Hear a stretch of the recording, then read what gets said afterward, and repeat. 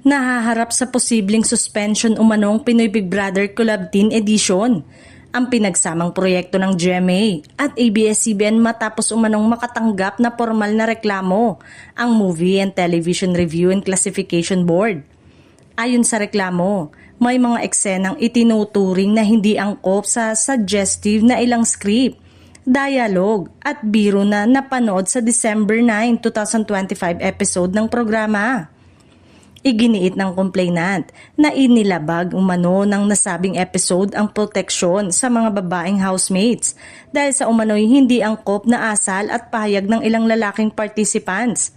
Dahil dito, sinasabing lumabag ang programa na naglalayong tiyakin ang kaligtasan ng bawat individual. Ang complainant na isang abogado at aktibong opisyal ng isang socio-civic group ay nagsabing una na nilang ipinaabot sa producer ng programa ang kanilang hinaing ngunit umano'y walang naging konkretong aksyon. Mas lalong ikinadismaya umano nila ang sinasabing misleading editing ng episode.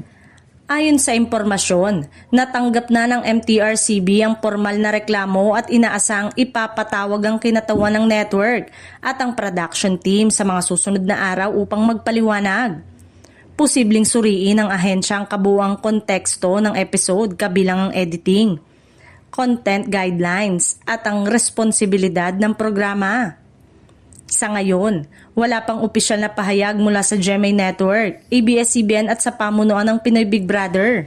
Gayunpaman, patuloy na binabantayan ng publiko ang magiging hakbang ng MTRCB habang muling nabubuksan ang diskusyon tungkol sa pananagutan ng mga reality show sa paglikha ng ligtas na responsableng content, lalo na kung kabataan ang tampok.